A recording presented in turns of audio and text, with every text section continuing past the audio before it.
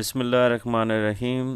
Well dear students, आज का जो हमारा टॉपिक है वो है पीएच स्केल।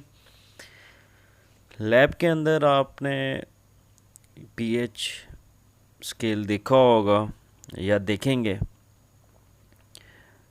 वो पीएच स्केल यहाँ तक कैसे पहुँचा, यहाँ तक हमने स्केल कैसे डिज़ाइन किया।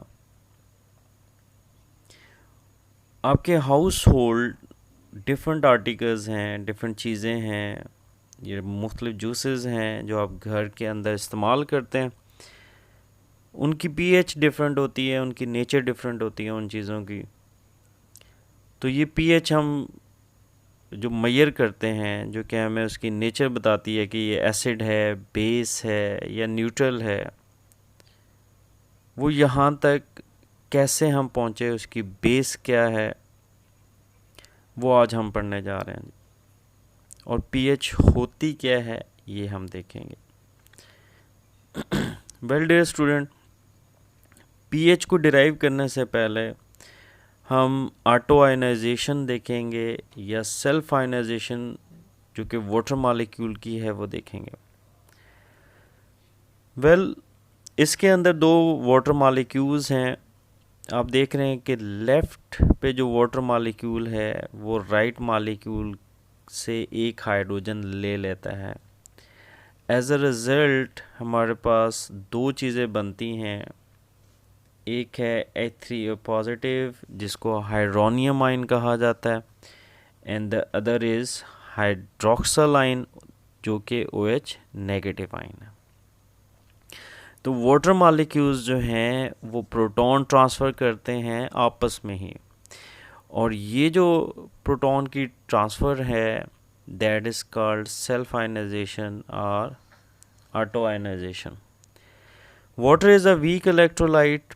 Water molecules exchange proton between each other forming hydronium ion and hydroxyl ion. The process is called autoionization or self-ionization of water. So पानी एक कमज़ोर इलेक्ट्रोलाइट है। पानी के मॉलिक्यूल्स आपस में प्रोटॉन्स का ट्रांसफ़र करते हैं और हाइड्रोनियम आयन और हाइड्रोक्सिल आयन बनाते हैं। इस प्रोसेस को ऑटोआयनाइजेशन या सेल्फ आयनाइजेशन कहते हैं।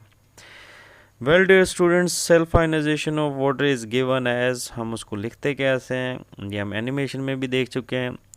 H2O plus H2O, H3O positive, OH negative. Water का एक मॉलिक्यूल जो है वो कैसे आयनाइज करता है, that is H2O into H plus OH negative. यानी वाटर का एक मॉलिक्यूल जो है HOH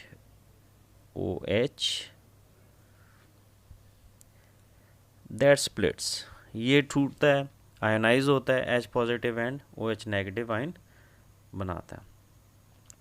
ये जो सेकंड इक्वेशन है इसको हम according to law of mass action कैसे लिखते हैं।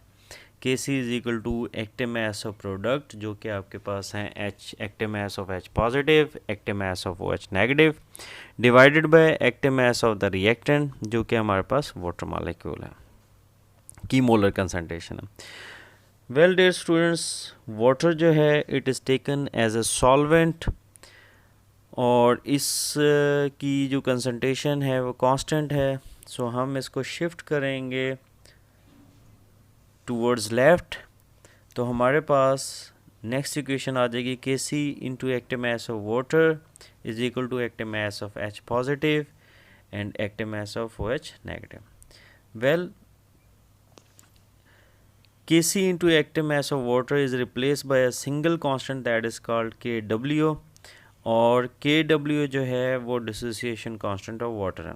तो हमारे पास जो ऊपर की इक्वेशन है वो बन जाएगी Kw is equal to active mass of H positive, active mass of OH negative, और इसकी जो वैल्यू है it comes to 1.0 into 10⁻⁻14 at 25 degree Celsius.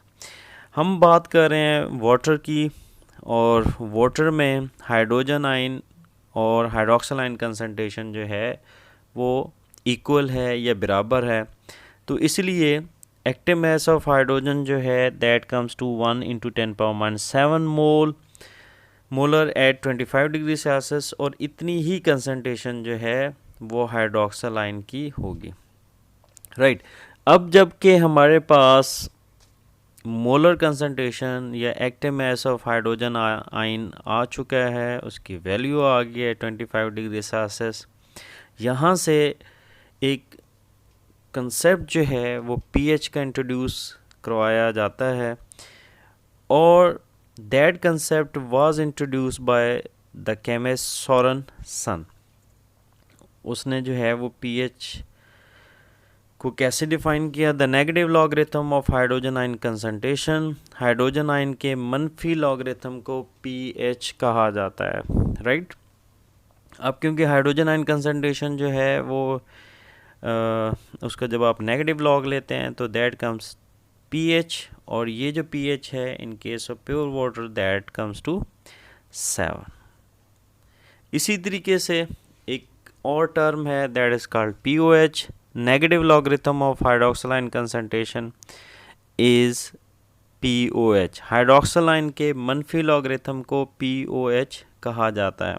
So pOH is equal to negative log of hydroxyl ion concentration, इसकी भी value हमारे पास 7 आती है। So in case of pure water pH is 7, pOH is 7, that comes to 14। ठीक है जी। Well dear students, अगर आपका कोई क्यूरी है या कोई क्वेश्चन है तो कमेंट में ज़रूर पूछिए।